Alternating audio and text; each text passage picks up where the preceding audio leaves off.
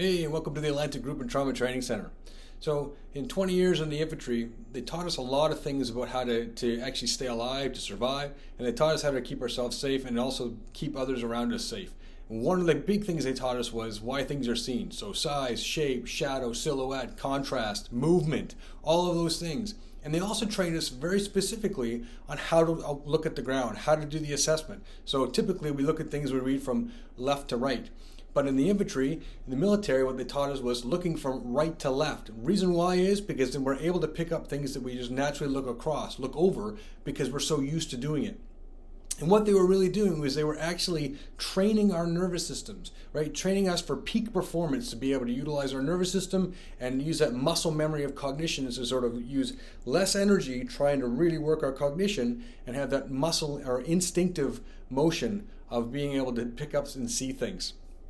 Now that I'm out though, one of the really cool things is using those same kind of skill sets, we can actually then go back and actually regulate our nervous system with it.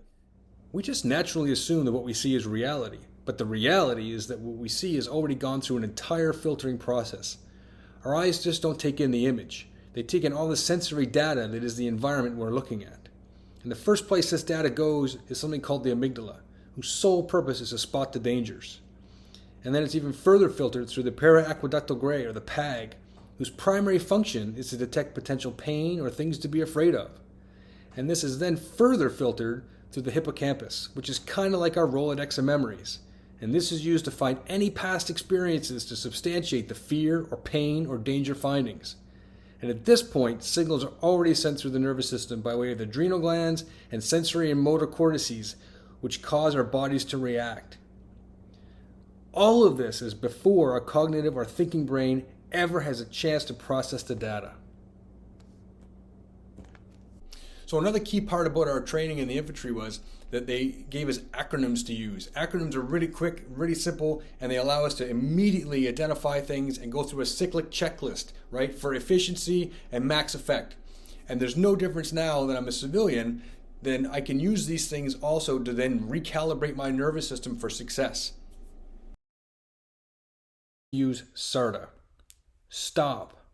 Recognize that freeze response that occurs when the environment shifts or changes. Trust your body. It's cueing you to do your inventory for safety. Assess. Look at the environment, the whole environment. What are you not seeing? What did the initial assessment, starting with the amygdala, leave out in its rush? Recalibrate. Notice you are not trapped. Your body is not frozen. You have freedom of movement and choice. Notice your breathing, and if you stop breathing, notice that you can. If you're chest breathing, notice that this is part of the body's preparing for fight or flight, and manually readjust your body to belly breathing. This is how the parasympathetic nervous system is activated, and you can make it happen. Finally, test and adjust. Don't be afraid to try new things or find the boundaries and try to expand it. If it's too much, dial it back. And if you can explore a little bit more, just know that you're expanding your resiliency.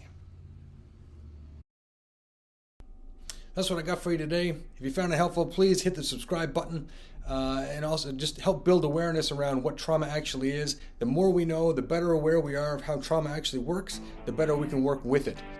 If you work in high intensity or group situations, the Atlantic Group and Trauma Training Center can help. We offer customizable training for those in clinical, practical, or tactical situations. Give us a call or check us out online, atlanticgroupandtraumatrainingcenter.org.